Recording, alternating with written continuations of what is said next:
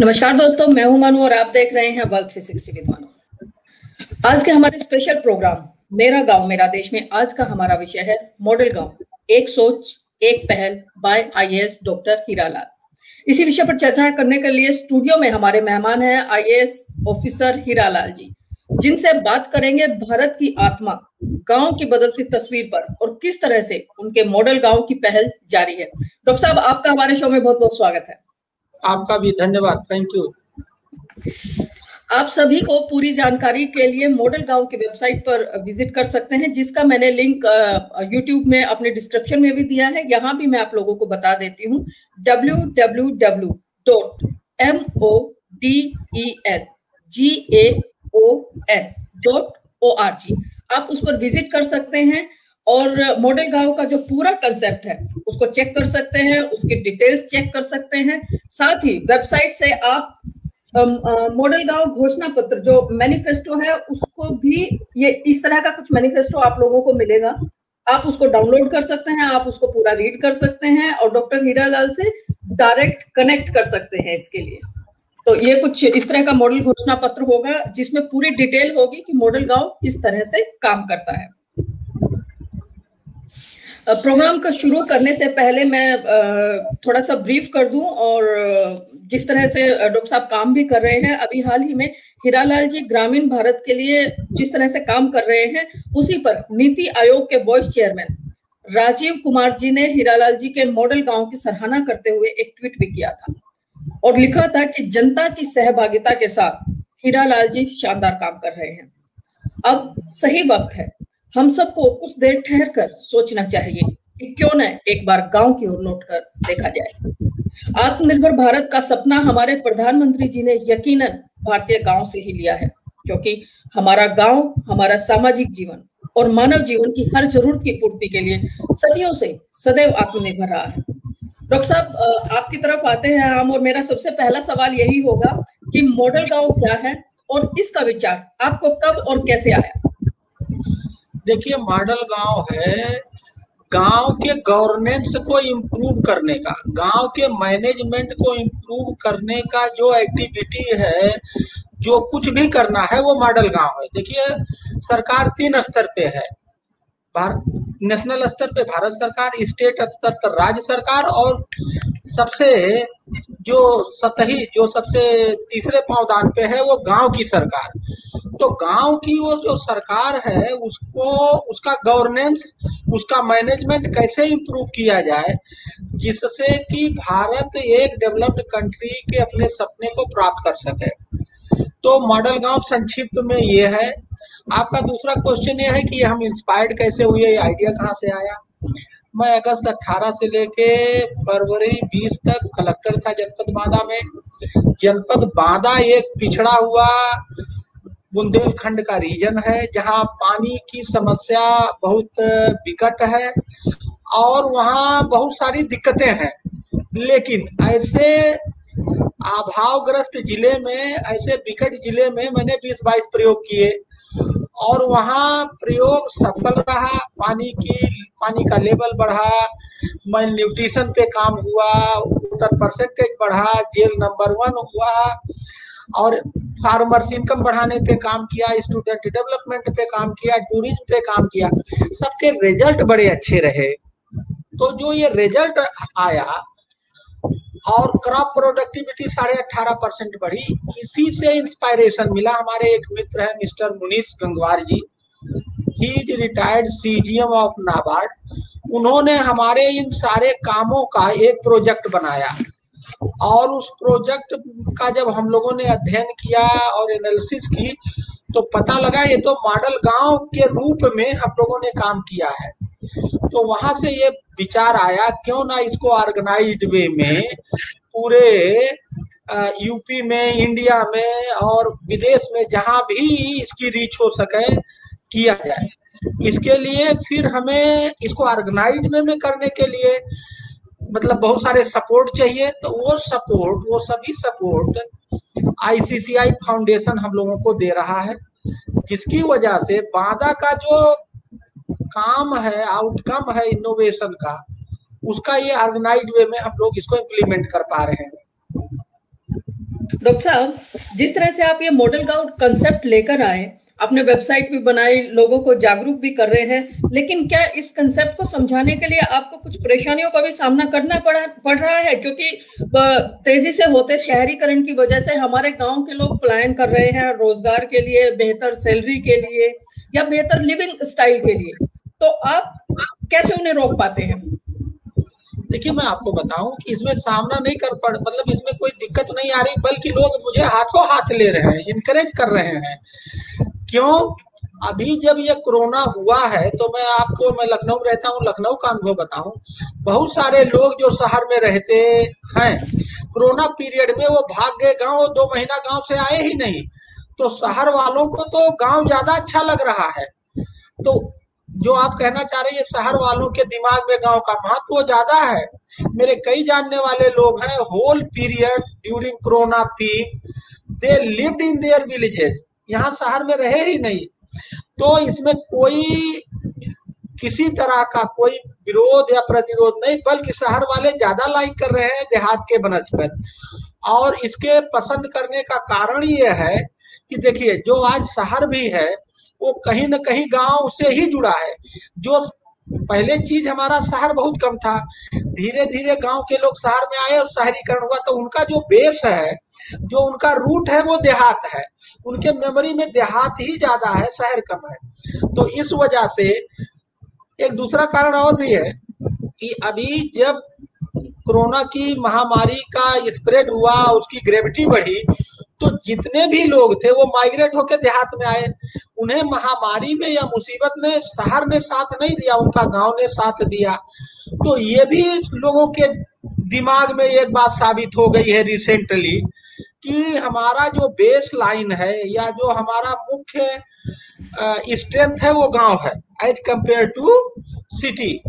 तो ये बहुत अच्छा है, और मॉडल गांव को जो अडॉप्ट कर लेगा, अपने गांव में लागू कर लेगा, उसको शहर आने की जरूरत नहीं पड़ेगी।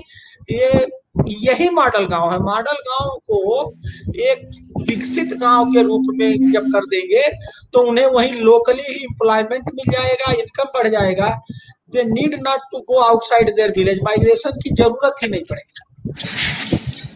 जी बिल्कुल, आपने सही कहा डॉक्टर साहब की अट्रैक्शन खुद ब खुद हम लोगों के अंदर है, क्योंकि भारत की आत्मा ही जब गांव में है, हम सबका, पूरे भारतीयों का कहीं ना कहीं से जो जड़ें हैं वो हमारी गांव से ही संबंधित है। ये अलग बात है कि आज शहरीकरण की वजह से हम जैसे लोग शहरों में और विदेशों में बस गए हैं, लेकिन भारतीय गांव हमारे जहन में आज भी बसता है। डॉक्टर साहब, मेरा अगला सवाल है, जमीनी हकीकत पर आपको कितनी कामयाबी मिल रही है लोगों को गांव की तरफ आकर्षित करना? तो ये तो कोरोना काल में आपने ऑब्जर्व किया कि यस, लोग गांव की तरफ आ रहे हैं, लेकिन जो गांव में रह रहे हैं वो लोग आपके इस कंसेप्ट को कितना समझ पा रहे हैं और कितना सहयोग दे पा रहे हैं? देखिए, मैं आपको बताऊं, अभी हम लोगों ने इसको जनवरी में शुरू किया है, और जनवरी में शुरू किया, अब तक का जो रिजल्ट रहा है वो अमेजिंग है, बियॉन्ड एक्सपेक्टेशंस है। और मैं आपको बताऊं, continuously we are getting very good encouraging remarks for the model gaon. हम लोग देखिए, काम करने का एक तरीका है, वो काम एक तरीके से ही होता है। तो पहला जो इसका स्टेप था, आइडिया को कॉन्सेप्ट नोट में कन्वर्ट करना, उसकी तैयारी करना। तो हम लोगों का जो कॉन्सेप्ट है, जो ये बॉटम अप हमारा आउटकम था, इसको हम लोगों ने प्रोजेक्ट के रूप में बनाया। प्रोजेक्ट को बनाने के बाद उसको वेबसाइट के रूप में टेक्नोलॉजी के सहायता से इसकी हम लोगों ने एक रीडिंग या नॉलेज कनेक्टिंग के लिए कर दिया। अब हम लोग इस मॉडल गांव के कॉन्सेप्ट को सेल कर रहे हैं। We are selling the model gaon concept. और साथ ही साथ जो लोग हम लोगों के साथ जुड़ के देर काम करना चाहते हैं, हमारी टीम उनके साथ जुड़ करके और मॉडल गांव बनाने के प्रोसेस को हम लोगों ने शुरू भी कर दिया। जी डॉक्टर साहब, मैं आपका विलेज मैनिफेस्टो पढ़ रही थी, उसमें आपने कुछ पॉइंट्स दिए हैं जिसमें सफाई है, पढ़ाई है, दवाई, कमाई या जैविक उत्पाद है, कुपोषण वगैरह है। तो ये बेसिक आपने कुछ 20-22 पॉइंट्स जो बनाए हैं, इनके ऊपर जब आप काम कर रहे हैं तो आपके साथ आपकी टीम या वॉलंटियर्स काम कर रहे हैं? और स्पेशली मेरा इसमें पॉइंट आउट है कि जो महिलाओं की स्थिति है गांव ग्रामीण परिवेश में, अब वो चाहे हम सरकारी स्तर पर देख लें, उनके रोजगार उनके पंचायती प्रधान के रूप में देख लें, या एक आम महिला के रूप में देख लें, वो कुर्सी पर होकर भी जो कुर्सी संभाल रहे होते हैं, या तो उनका परिवार का कोई पुरुष सदस्य संभाल रहा होता है या उनका पति संभाल रहा होता है। तो इस तरह के भी कुछ आपके सामने जरूर आए होंगे, तो आप किस तरह से इन चीजों को समझाते हैं? देखिए, मैं आपको बता दूं, पहले तो मैं आपका जो ये क्वेश्चन है इसके मतलब लास्ट वाले पॉइंट को पहले ले रहा हूँ। महिला, देखिए महिलाओं को हम इसमें जोड़ना चाहते हैं, क्योंकि इसकी कामयाबी ज्यादा बेहतर होगी मॉडल गांव की यदि महिलाएं आगे आ जाए। तो हम लोग NRLM राष्ट्रीय आजीविका मिशन के महिलाओं को पकड़ रहे हैं, आंगनबाड़ी कार्यकर्ताओं को पकड़ रहे हैं, उनको हम लोग कनेक्ट कर रहे हैं, और साथ ही साथ हमारे साथ बहुत सारे महिला ऑर्गेनाइजेशन है। बॉम्बे की महिला ऑर्गेनाइजेशन है, एक कर्नाटका की महिला, वो सब जब सबको पता लग रहा तो they are connecting, they are contacting us. तो हम लोग इस तरह से महिलाओं का एक अलग समूह, हमारा एक वर्टिकल ही महिलाओं का है कि हम महिलाओं को इसमें कैसे जोड़े। फॉर एग्जाम्पल, हम यूपी का जो स्टेट का रूरल NRLM है, उसके सारे बहुत सारे जिले वाइज ग्रुप बने हुए हैं। उन सारे ग्रुप को हम लोग मैसेज भेज रहे हैं। उनके डिस्ट्रिक्ट लेवल के जितने भी वो जो डिस्ट्रिक्ट DDM बोलते हैं, डिस्ट्रिक्ट मिशन मैनेजर बोलते हैं उनको, इसी तरह से ब्लॉक मिशन मैनेजर होते हैं, उन सबको हम लोग अपने पूरे जो लिटरेचर है, वीडियो है, उनको भेज रहे हैं, उनको बता रहे हैं, और लोग इसको बहुत अच्छी तरीके से ले रहे हैं। तो हमारा जो ये सेल्फ हेल्प ग्रुप है NRLM का, इस पर हम लोगों का फोकस है। महिलाओं का जो नेशनल लेवल पे, स्टेट लेवल पे ऑर्गेनाइजेशन है, हमारा उनसे बात चल रहा है। और अलॉन्ग विद दैट, जो जहां भी महिला वर्कर है या महिला प्रधान है, हम लोग महिलाओं का एक अलग वर्टिकल बना के उनको कनेक्ट कर रहे हैं, कन्विंस कर रहे हैं कि जिससे हमसे वो ज्वाइन करें। तो हम लोगों का महिलाओं के साथ काम करने का ये तरीका। दूसरा, हम लोग जैसे यूपी में भी चुनाव हुआ, तो हमने प्रधान की सूची ऑनलाइन है, उनके मोबाइल नंबर ऑनलाइन है। तो हम लोगों ने क्या किया कि वहां से हम लोगों ने नंबर उठाया ऑनलाइन, और हम लोग टेक्नोलॉजी का एक सॉफ्टवेयर लेके उनके व्हाट्सएप नंबर पे टोटल हम लोग मैसेज कर रहे हैं। एक बात, हर जिले का व्हाट्सएप ग्रुप बना हुआ है, उसमें बहुत सारी संख्या है उस जिले का, उसमें हम लोग ज्वाइन करके, मॉडल गांव ज्वाइन करके उसमें हम लोग मैसेज भेज रहे हैं। तो मैं आपको बताऊं कि जब हमारा ये बहुत सारे लोग ऐसे अपने आप अप्रोच कर रहे हैं, साहब हम इस पे काम करते हैं, आपका ये मॉडल गांव बहुत अच्छा है, हम आपको काम करें, कैसे करें, हम आपसे कैसे जुड़े। ऐसे मऊ में एक दिलनवाज है, इंद्रजीत एक मेरठ में है, और इसी तरह से कई जिलों में वॉलंटियर अपने आप हम लोगों के पास आ रहे हैं। हम फिर उनको अपना पूरा मटेरियल देते हैं, प्रोसेस बताते हैं, और वो जैसे सहारनपुर में एक प्रमोद पवार जी हैं, ऐसे लोग हमारा मैटर लेके एज ए वॉलंटियर काम कर रहे हैं, जिससे कि वो अपने जिले में सोशल लीडर बन जाएंगे। तो ये बहुत तेजी से स्प्रेड हो रहा है। एक तो हम लोग सिस्टमेटिक कर रहे हैं, और जनता खुद आ रही है, जुड़ रही है। तो ये जो आइडिया है ये बहुत तेजी से फैल रहा है, एक बात। दूसरी बात यह है, जैसे मान लीजिए हमारा तीसरा सेक्शन इसमें ये PO का है, to convert agri into agri business. 800 ये PO हम लोगों के लूप में है। हम लोगों ने उनका नंबर, ये सारा इंफॉर्मेशन ऑनलाइन है, हम लोग वहां से इंफॉर्मेशन लिए, डेटा लिए, उनको हमने उनके मोबाइल पे भेजा। फिर हम लोगों ने उनके साथ वेबिनार किया, और वेबिनार करने के बाद उनकी दिक्कतें सुन रहे हैं, और उन दिक्कतों को दूर कर रहे हैं, उनको एक्सपर्ट से कनेक्ट करके उनका नॉलेज इंप्रूव कर रहे हैं, जिससे कि उनका ये PO आगे बढ़े। तो हम लोग इस तरह से सिस्टमेटिकली जो भी चीजें यहाँ लागू हो सकती हैं, कस्टमाइज करके हम आगे बढ़ने की कोशिश कर रहे हैं। क्योंकि अभी जनवरी में शुरू किया, कोविड आ गया, फेज सेकंड काफी हैजर्डुअस था, तो ये थोड़े हमारे स्पीड को, क्या सारी एक्टिविटी को कम भी किए, लेकिन हमारा स्पीड कम नहीं हो रहा। जितने भी इंस्टीट्यूशंस हैं सोशल के, IIM जैसे इरमा, गुजरात है, IIM जितने हैं और जितने यूनिवर्सिटीज हैं, सबको हम लोग चिट्ठी भेज रहे हैं। टिस के कई बच्चे हमारे साथ इंटर्नशिप में आ गए हैं, टिस बॉम्बे। तो हम लोग इंस्टीट्यूशंस, जो भी इस काम में इंस्टीट्यूशंस लगा हुआ है, हम उसको भी अप्रोच कर रहे हैं और हम उसको भी अपने साथ, जिससे क्या हो, जो थियोरेटिकल नॉलेज है और जो प्रैक्टिकल नॉलेज है, दोनों को हम एक साथ गांव में इम्प्लीमेंट करें और हमें रिजल्ट जल्दी मिले। बिल्कुल, आपने बहुत अच्छी बात कही डॉक्टर साहब कि मॉडल गांव न केवल मॉडल गांव को बेहतरी की तरफ लेके जा रहा है, बल्कि आप लोग सोशल लीडरशिप प्रोड्यूस कर रहे हैं एक तरह से। और जब हमारे युवाओं के पास एक विजन होगा, जब वो अपने गांव ही समाज है, समाज ही देश है एक तरह से, तो वो सोशल लीडरशिप डेवलपमेंट उनके अंदर उनको थ्रू आउट लाइफ एक बेहतरीन न केवल नागरिक बनाएगी, बल्कि देश के लिए बेहतरीन एसेस के रूप में भी उनका काम करेंगे। डॉक्टर साहब, प्राकृतिक रूप से गांव स्वच्छता का हमेशा ही से पर्याय रहे हैं, सदियों पहले की अगर हम बात करें मॉडर्नाइजेशन होने से पहले का, लेकिन आज हकीकत बिल्कुल ही अलग हमारे सामने आ रही है। मैंने आपके मैनिफेस्टो में भी ये चीज देखी, आप पानी की सिंचाई और संरक्षण और उसकी स्वच्छता पर जरूर ध्यान दे रहे हैं। तो ये किस तरह से करते हैं डॉक्टर साहब?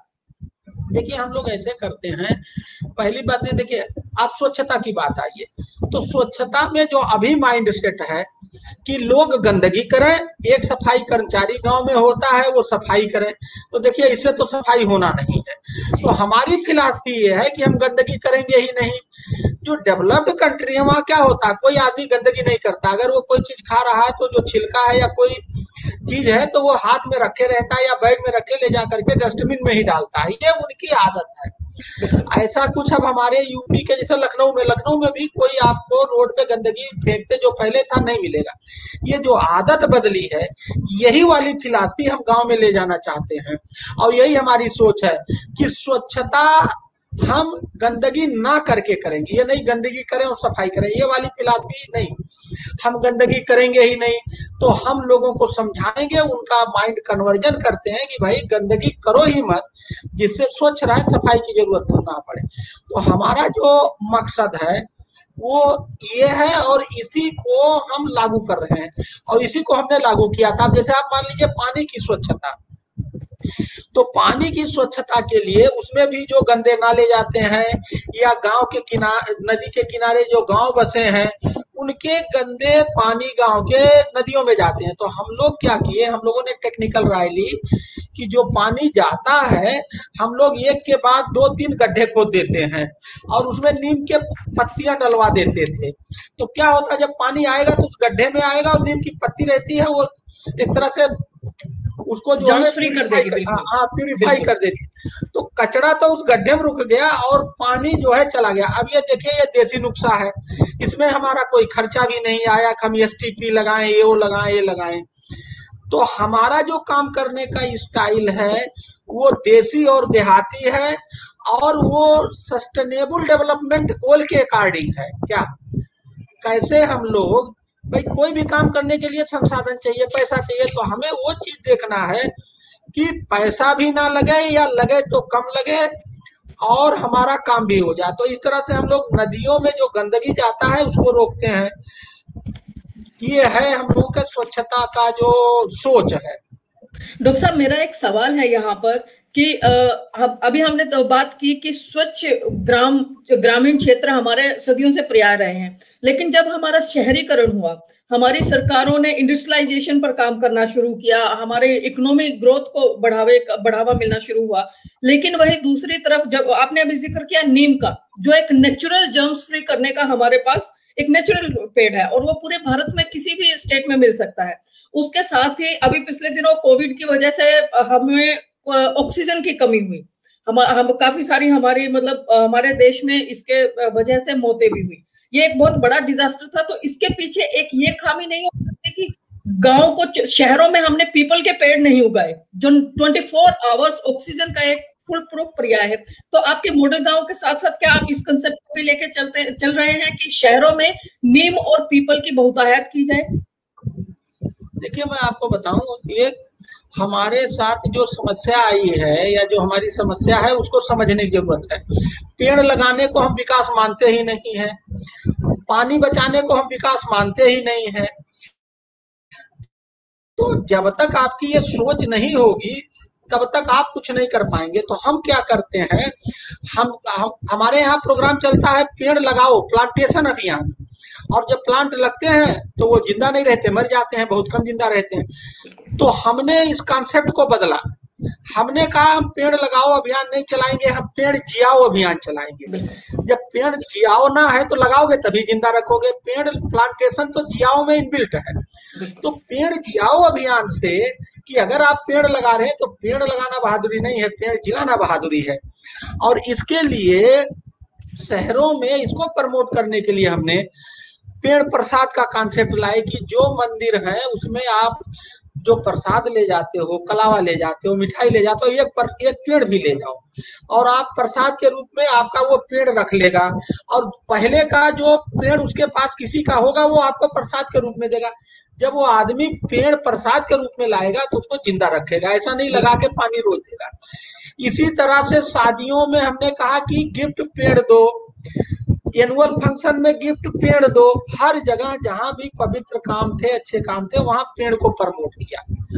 तो इससे एक लोगों में एक जागरूकता अच्छी आई, एक इनोवेटिव आइडिया था। तो ये पेड़ लगाने का हमने एक नया तरीका सोचा है। और सबसे बड़ी दिक्कत है माइंडसेट की। पानी बचाना और पेड़ लगाना लोगों के दिमाग में है ही नहीं है। पेड़ लगा दे सरकार, पानी बचा दे सरकार, हम केवल पानी पिएंगे और ऑक्सीजन लेंगे। तो ये जो माइंड सेट है इसको तोड़ना बहुत जरूरी है। और एक बार अगर ये टूट गया और जनता ने ओन कर लिया तो बहुत अच्छा रिजल्ट आता है। इसको मैंने फील्ड में करके देखा, बहुत अच्छा रिजल्ट आया। वही वाली फिलॉसफी हम रिप्लिकेट कर रहे हैं अपने मॉडल गांव में। पेड़ जियाओ अभियान जी। इवन ये पहली बार कंसेप्ट है डॉक्टर साहब की मंदिरों से हमें प्रसाद के रूप में अगर पेड़ मिलेंगे तो ये हकीकत है कि हम उसको सरवाइव भी करवाएंगे। ये एक छोटी सी पहल है, दिखने में एक छोटी पहल है, लेकिन ये बहुत बड़ा बदलाव ला सकती है बशर्ते लोग उसको सीरियसली फॉलो करें। डॉक्टर साहब मेरा अगला सवाल है, फाइल और पेपर वर्क में हमें गांव बेहद खूबसूरत नजर आते हैं, एकदम वाकई ही मॉडल गांव वाले आते हैं, लेकिन सच्चाई में आज भी भारत के कम से कम 60% गांव जहां दूर दराज तक बिजली अभी अभी कुछ साल पहले तक पहुंची हो, पानी अभी पहुंचने का प्रोसीजर हो, और रोड कनेक्टिविटी वहां तक बहुत नहीं पहुंच पा रही है। तो इस तरह के गांव को आप अपने मॉडल प्रोजेक्ट में किस तरह से ज्वाइन करवाएंगे? देखिए, जो ये गांव का आप कहना चाह रहे, गांव में कागज में बहुत हरा हरा गांव दिखता है और एक्चुअल में सूखा दिखता है, ये बात सही है। इसमें भी गवर्नेंस का इशू है। देखिए, सरकार तो चाहती है मॉडल गांव बने, सरकार लगातार प्रयास कर रही है और गांव में विकास हुआ भी है, सारे गांव में विकास हुआ, लेकिन जितना विकास होना चाहिए वो नहीं हुआ। एक बात मैं ये कहना चाहूंगा कि गांव को गांव रहने दिया जाए, गांव को शहर ना बनाया जाए। यहाँ भी एक सोचने की जरूरत है। एक आदमी को एक औरत बना दो तो ठीक नहीं है, एक औरत को एक आदमी बना दो तो ठीक नहीं है। इसी तरह से गांव गांव रहे, शहर शहर रहे, दोनों की अलग अलग पहचान और आइडेंटिटी है। दिक्कत क्या है, इसको समझने की जरूरत है कि गांव में, गांव के विकास में लीडिंग भूमिका में वहां के गांव के लोगों को होना चाहिए और सरकार को सपोर्टिव रूप में होना चाहिए। हो क्या रहा है, गांव वाले सोचते हैं कि सरकार जो है अग्रणी भूमिका में हो, वो सपोर्टिव भूमिका में हो। ये मुख्य इशू है। जब गांव के लोग गांव के विकास में मेन स्ट्रीम फ्रंट से प्ले करेंगे, पार्टिसिपेटरी रोल में करेंगे, तो गांव का विकास होगा। तो ये हमें प्रोसेस चेंज करना, गांव वाले खुद अपने गांव के विकास को ओन करें, फ्रंट से लीड करें with the support of government. लेकिन अभी जो प्रोसेस है, जो सोच है, वो इसके विपरीत है। तो हमें ये प्रोसेस, ये सोच चेंज करना है जिससे कि public participatory governance village level पे हो जाए, उसके बाद विकास हो जाएगा, कोई रोक नहीं सकता। डॉक्टर साहब, मेरा अगला सवाल है, पब्लिक प्राइवेट पार्टनरशिप मॉडल गांव को कैसे सहयोग करती है? और आपने जिक्र किया थोड़ी देर पहले कि एफपीओ का, तो एफपीओ का को थोड़ा विस्तार से इस तरह से बताइए कि उसमें आंगनवाड़ी कार्यकर्ता किस तरह से सहयोग की भूमिका अदा कर रहे हैं। साथ ही मोस्ट ऑफ द गांव में हमने देखा है कि स्मॉल ग्रुप्स होते हैं जो बिजनेस वाले होते हैं, कुछ महिला संस्थाएं उनको कंटिन्यू कर रही हैं, तो ये सब मिलके आपको किस तरह से सहयोग करेंगे? देखिए, जो एफपीओ का कॉन्सेप्ट है उसका नाम है फार्मर प्रोड्यूसर कंपनी। पहले कंपनी अधिनियम में ये प्रोविजन नहीं था, लेकिन अभी इसमें चेंज किया गया कि गांव वाले लोग मिलके, पूरे गांव के लोग मिलके आपस में एक कंपनी कैसे बनाएं। तो ये सरकार की बहुत ही अच्छी स्कीम है और बहुत ही अच्छा स्टेप है कि गांव के लोग, आप यूं मानिए कि गांव एक फैक्ट्री है, गांव प्रीमाइजेज, गांव फैक्ट्री का एक प्रीमाइजेज है और उस गांव के लोग उस फैक्ट्री में काम करने वाले लोग हैं। तो गांव के लोग मिलके फैक्ट्री बनाएंगे, गांव के लोग मिलके फैक्ट्री चलाएंगे और उसमें चाहे महिला हो चाहे पुरुष हो, सबको। और जब पूरे गांव के लोग इकट्ठा होके चलेंगे तो उनकी कलेक्टिव जो है स्ट्रेंथनिंग होगी, बार्गेनिंग पावर बढ़ेगी। थोक में लेंगे तो सस्ते में मिलेगा, बेचेंगे तो उनकी बार्गेनिंग पावर उनके फेवर में होगी।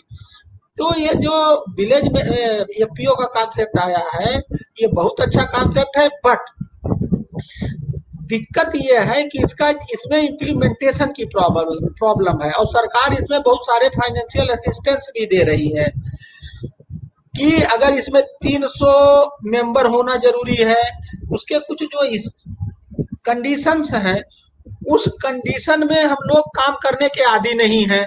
हम चाहते हैं 2 लोग कंपनी बनाओ, गुप्पा चुप्पा अपना काम कर लो, तो ये नहीं चलेगा। उसमें पूरा ट्रांसपेरेंसी करना पड़ेगा, पूरे गांव के लोगों को इन्वॉल्व करना पड़ेगा, तभी वो चलेगा, उसमें शेयर होल्डर बनेंगे। तो ये बहुत ही अच्छा काम है, लेकिन चूंकि हमारा माइंडसेट ऐसा काम करने का नहीं है, तो इसके लिए हमें माइंडसेट परिवर्तन की जरूरत है, चेंज ऑफ माइंड की जरूरत है। इस पर लगातार काम हो रहा है, धीरे धीरे लोग अपने दिमाग को बदल रहे हैं और गांव का agri through FPO agri business में कन्वर्ट हो रहा है। थोड़ा समय लगेगा, लेकिन एक अच्छा स्टेप है सरकार का गांव के एग्री को एग्री बिजनेस में कन्वर्ट करने का।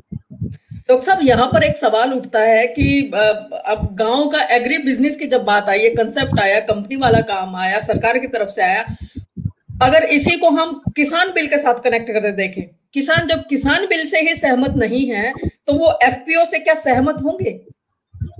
नहीं, देखिए, किसान के वो जो, देखिए इसमें दोनों में फर्क है, दोनों का कोई लिंक नहीं। यहाँ किसान बिल का दूसरा मामला है। ये तो जैसे आप ये समझिए कि गांव में छोटे छोटे लोग दुकान खोल लेते हैं, ठीक है, सब्जी का एक छोटा, मतलब वो ले जा करके कहीं न कहीं बेचता है। तो ये जो बेचता है तो उसको बार्गेनिंग पावर नहीं है, कम मिलता है।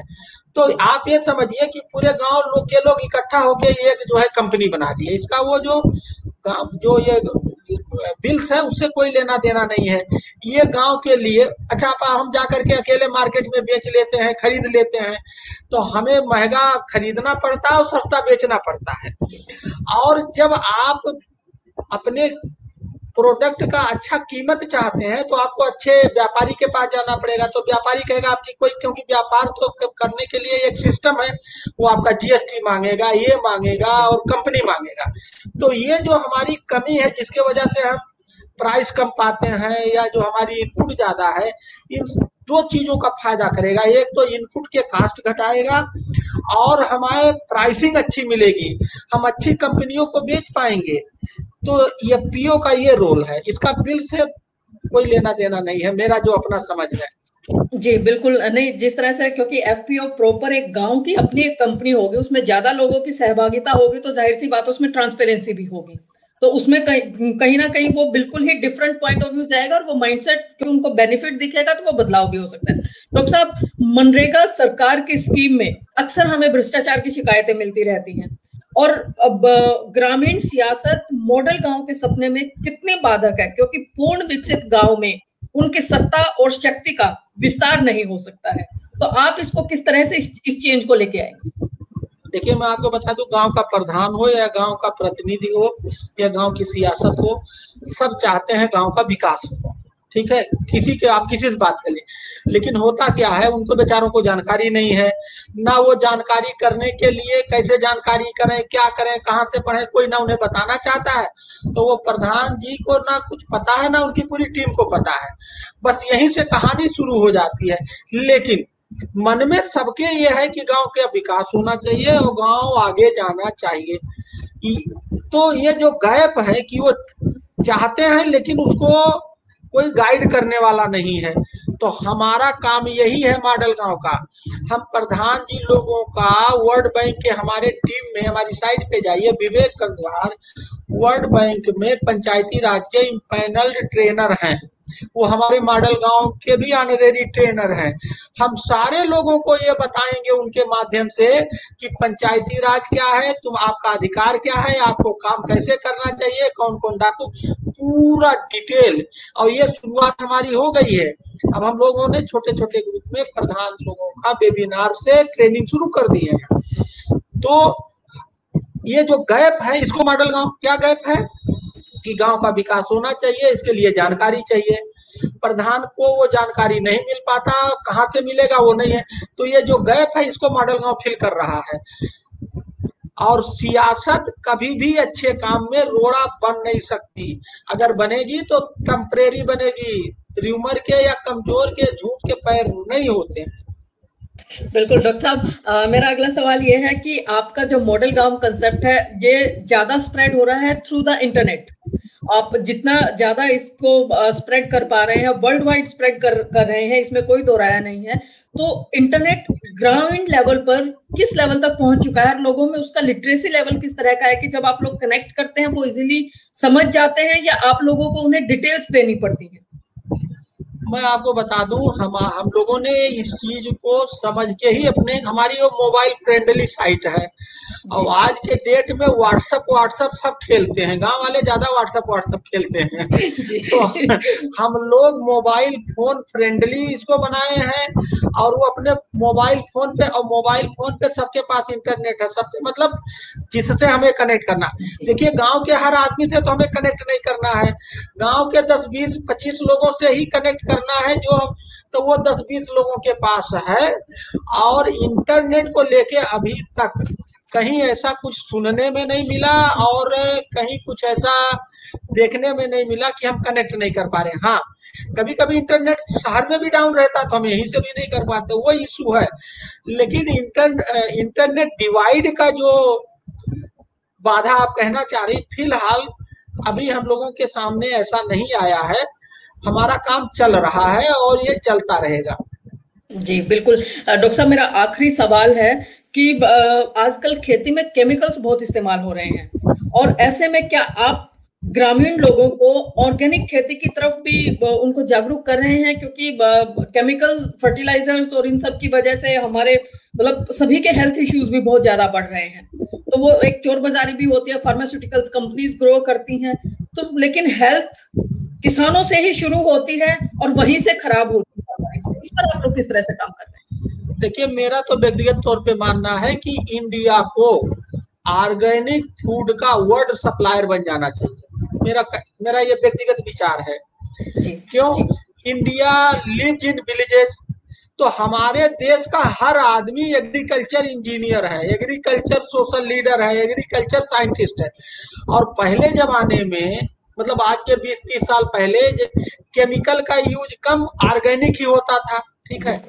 तो अभी हमने 25-30 साल, पिछले 25-30 साल में ऑर्गेनिक को रिप्लेस कर दिया केमिकल से, लेकिन इधर इसका बहुत बड़ा टेम्पो बना है, लोगों को रियलाइज भी हुआ है कि हमने जमीन के साथ जब हम केमिकल डालते हैं, केमिकल वाला यूज करते हैं फर्टिलाइजर, तो हम जमीन के साथ अन्याय करते हैं। इसका रियलाइजेशन धीरे धीरे हो रहा है और ये टॉक ऑफ द टाउन बन रहा है, लोगों के सोच में आ रहा है कि हमें ऑर्गेनिक पे जाना चाहिए, और सरकार भी इस चीज को बहुत तेजी से प्रमोट कर रही है कि ऑर्गेनिक फूड चाहिए, तो ऑर्गेनिक फूड के लिए हमें ऑर्गेनिक कंपोस्टिंग या ऑर्गेनिक फर्टिलाइजर चाहिए। तो मेरा ये व्यक्तिगत मानना है कि इंडिया को इस मुद्दे पे बात करनी चाहिए कि हम इंडिया में ऑर्गेनिक फूड सप्लाई प्रोड्यूस करेंगे, क्योंकि we are agricultural country, India live in villages and every citizen is a agriculture scientist, और हम खुद ऑर्गेनिक फूड कंज्यूम करेंगे और पूरे वर्ल्ड को ऑर्गेनिक फूड सप्लाई करके अर्निंग भी करेंगे और फॉरेन मनी भी अर्न करेंगे। तो मेरा तो इसमें ये सोच है। और आप जो कहना चाह रही है मॉडल गांव ऑर्गेनिक फार्मिंग की ही बात करेगा, केमिकल फार्मिंग की बात भी नहीं करेगा, ऐसा हम लोगों का मानना है। लेकिन converting into completely organic farming is a difficult route, it will take time. वो धीरे धीरे माइंडसेट चेंज हो रहा है, धीरे धीरे होगा, लेकिन शुरुआत हो गई और अच्छी शुरुआत है, लोगों ने इसको एक्सेप्ट किया और एडॉप्ट किया। बिल्कुल, क्योंकि डॉक्टर साहब ऑर्गेनिक फार्मिंग जिस तरह से करेंगे उसके मार्केट में रेट भी बहुत बेहतरीन है एज कम्पेयर टू वो अगर केमिकल फर्टिलाइजर से जल्दी क्रॉप्स ग्रो होती हैं तो उसके रेट भी उतने ही डाउन होते हैं। और ये हमारे शहरों का जो एक माइंडसेट है लोगों का, उनको कोई दिक्कत भी नहीं है उस चीज को कि थोड़ा सा रेट ज्यादा दे के भी खरीदने में। और कभी एक दौर था कि जब गोबर की खाद और उपले वो हमारा नेचुरल कंपोस्ट था और हमने उसको खुद, ये खैर हमारा ही ड्रॉबैक है, तो वो माइंडसेट हमारा ही बदला था, फिर से एक बदलने की जरूरत है। आखिर में डॉक्टर साहब मैं सिर्फ आपसे ये चाहूंगी कि हमारे व्यूअर्स को जो आपसे जुड़ना चाहते हैं और जो मॉडल गांव कंसेप्ट को देखना, पढ़ना और उसको फॉलो करना चाहते हैं, उनके लिए आपका क्या मैसेज है? देखिए, मेरा सबसे पहले ये कहना है कि आदमी को पहले फिजिकली नहीं जुड़ना चाहिए, पहले मेंटली जुड़ना चाहिए। तो मेंटली जुड़ने के लिए सबसे पहले वो मॉडल गांव www.modelgaon.org पढ़ें।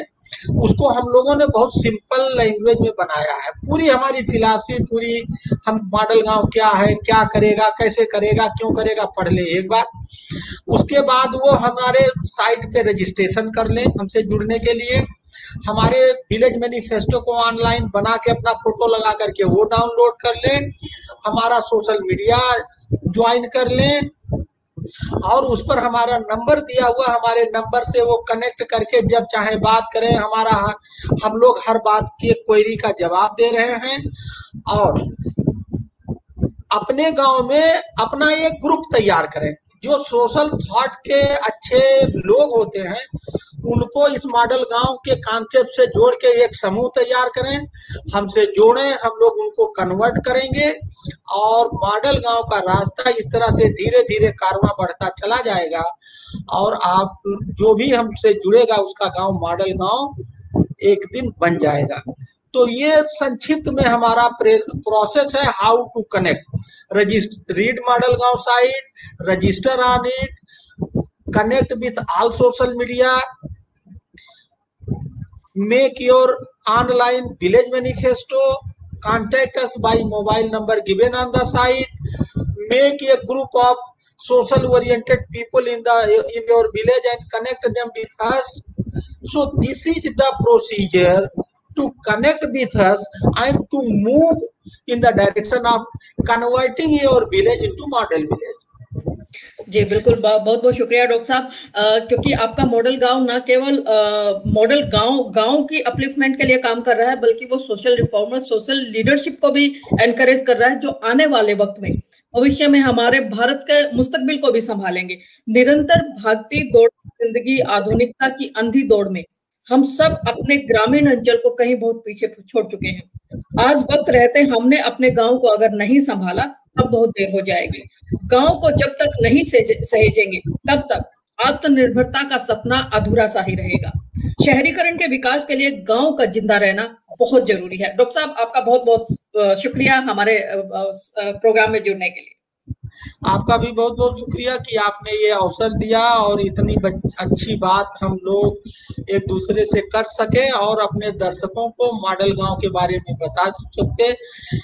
मैं एक बात कहूंगा, जल जंगल जमीन ये तीनों के साथ हम लोगों ने बहुत अन्याय किया है। उनकी जो सहन शक्ति थी वो खत्म हो चुकी है और अब हम लोगों को मॉडल गांव के माध्यम से उसको रिस्टोर करना है। जो हमने उनको डैमेज किया है उसको रिस्टोर करना है। और मॉडल गांव का उद्देश्य ही यही है कि हम उसको रिस्टोर करें और गांव की गरीबी और बेरोजगारी को खत्म करें। गांव का मतलब मॉडल गांव का जो मुख्य उद्देश्य है, कैसे गांव की बेरोजगारी और गरीबी खत्म हो। धन्यवाद, शुक्रिया आपका। जी, थैंक यू डॉक्टर साहब।